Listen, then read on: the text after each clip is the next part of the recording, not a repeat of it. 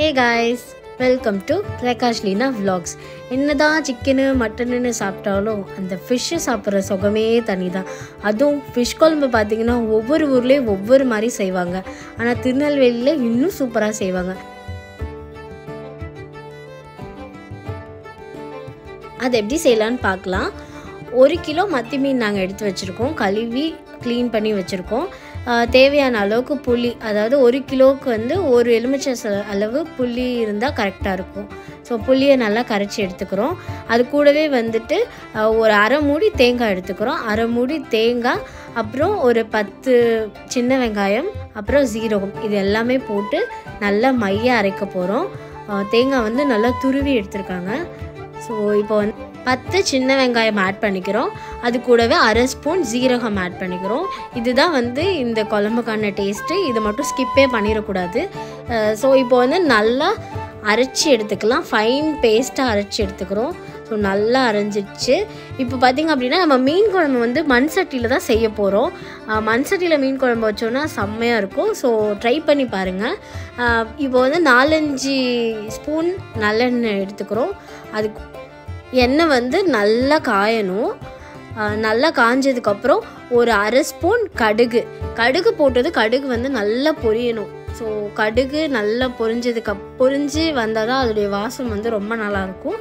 கடுகு போட்டதுக்கப்புறம் ஒரு 2-3 சின்ன வெங்காயம் வந்து கட் பண்ணி அந்த எண்ணெயில் சேர்த்துக்கிறோம். ஸோ இது வந்து நல்ல ப்ரௌனிஷ் கலரில் வரணும். அதுக்கப்புறம் ஒரு 2 கொத்து கருவேப்பிலை எடுத்து அந்த எண்ணெயிலே போட்டுக்கிறோம். ஸோ இது நல்லா ப்ரௌனிஷ் கலரில் வந்தால் நல்ல வாசம் வரும். இப்போ வீட்டில் அரைச்ச சாம்பார் பொடி இருக்குல்ல, குழம்பு மிளகாய் பொடி இருக்குல்ல, அது வந்துட்டு ஒரு 6-7 ஸ்பூன் காரத்துக்கு ஏற்ற மாதிரி நம்ம சேர்த்துக்கலாம். நாங்கள் கொஞ்சம் காரம் நல்லா சாப்பிடுவோம். ஸோ நாங்கள் ஒரு 5-6 ஸ்பூன் சேர்த்துருக்கோம். ஸோ உங்களுக்கு எப்படி காரம் தேவையோ அது மாதிரி சேர்த்துக்கோங்க. இப்போது கரைச்சி வச்ச புளி கரைசலை வந்து இந்த ஸ்டேஜில் வந்து ஆட் பண்ணிக்கலாம். புளி கரைசல் ஆட் பண்ணிவிட்டு இது நல்லா அந்த மசாலாவோட பிளெண்ட் ஆகிற அளவுக்கு நல்லா கிண்டி விட்டுக்கோங்க. ஸோ இப்போ வந்து அரைச்சி வச்ச தேங்காய் இருக்கு இல்லையா, ஸோ தேங்காய் வந்து இப்போ நாங்கள் ஆட் பண்ணிக்கிறோம். தேங்காய் ஆட் பண்ணி நல்லா தேவையான அளவுக்கு குழம்போட கன்சிஸ்டன்சி எவ்வளோ தேவையோ அந்த அளவுக்கு வாட்டர் நம்ம சேர்த்துக்கலாம்.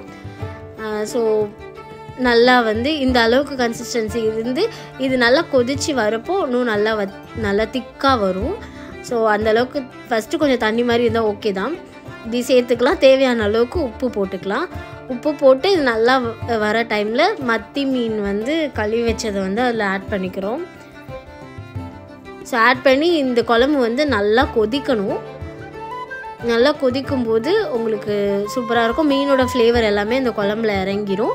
ஸோ இது பார்த்திங்கன்னா மினிமலான இன்க்ரீடியன்ட்ஸ் வச்சு தான் நம்ம பண்ணுறோம். ரொம்ப நிறைய இன்க்ரீடியன்ட்ஸ் தேவையில்லை. ஸோ ஆனால் செம்ம டேஸ்ட்டாக இருக்கும் இந்த குழம்பு. ஸோ இது வந்து ஒரு 10 to 15 மினிட்ஸ் வந்து ஒரு நார்மல் மீடியம் ஃப்ளேமில் வந்துட்டு கொதிக்க விடலாம். மூடி போட்டு நல்லா கொதிக்க விடலாம். மீன் குழம்பு பற்றி சொல்லுங்கள். உங்கள் அம்மாவோட மீன் குழம்பு. எங்கள் அம்மாவோட மீன் குழம்பு எப்படி இருக்குன்னா ரொம்ப டேஸ்ட்டாக இருக்கும், சுவையாக இருக்கும், மனமாக இருக்கும். சாப்பிட்டா திருப்பி சாப்பிடும் போல தோணும். ஓ, இப்படிலாம் சொல்லி அனுப்பிச்சி விட்டாங்க தானே, அதுதானே சொல்கிறீங்க? போட் அம்மா மீன் குழம்புனா எப்படி தான் இல்லைதான்.